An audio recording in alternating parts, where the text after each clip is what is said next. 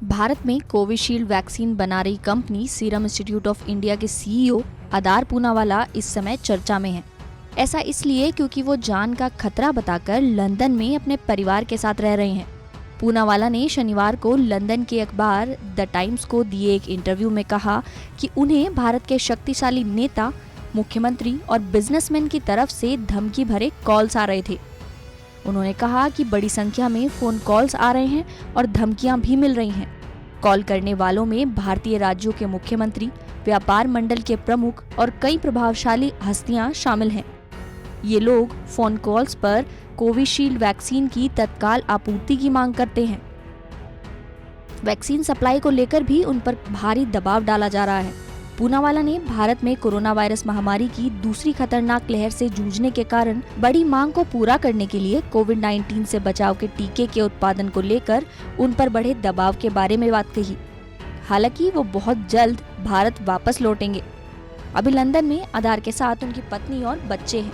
Bloomberg की report के मुताबिक लंदन के जिस घर को उन्होंने रेंट पर लिया है, उसका साप्ताहिक किराया $69,000 यानी कि 50 लाख रुपए है।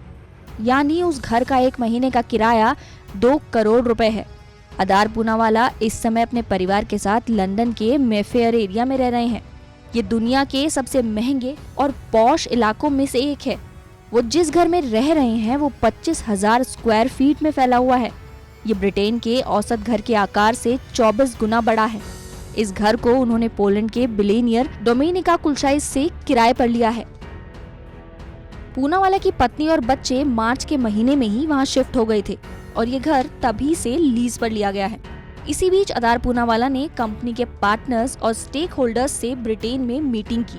उन्होंने ट्वीट करके लिखा कि हमारे पार्टनर्स और स्टेक होल्डर्स के साथ यूके में मीटिंग शानदार रही। पुणे में कोविशील्ड का उत्पादन जोरों पर है।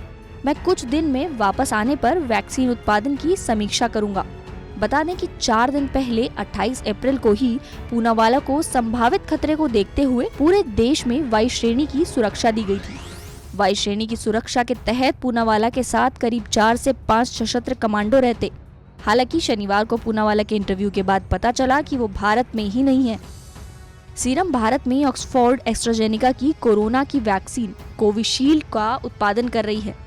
भारत में जारी टीकाकरण में अभी कोविशील्ड और भारत बायोटेक की कोवैक्सीन का ही मुख्य रूप से इस्तेमाल हो रहा है।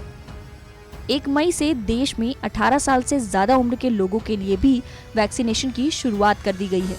देश के कुछ हिस्सों को छोड़कर अभी ज्यादातर राज्यों ने वैक्सीन की कमी की वजह से 18 साल से ज्यादा उम्र के लोगों के लिए वैक्सीनेशन की शुरुआत को लेकर कोई घोषणा नहीं की है। वहीं आंकड़ों को देखें तो अब तक कुल 15,49,89,635 लोगों को वैक्सीनेशन की डोज दी जा चुकी है।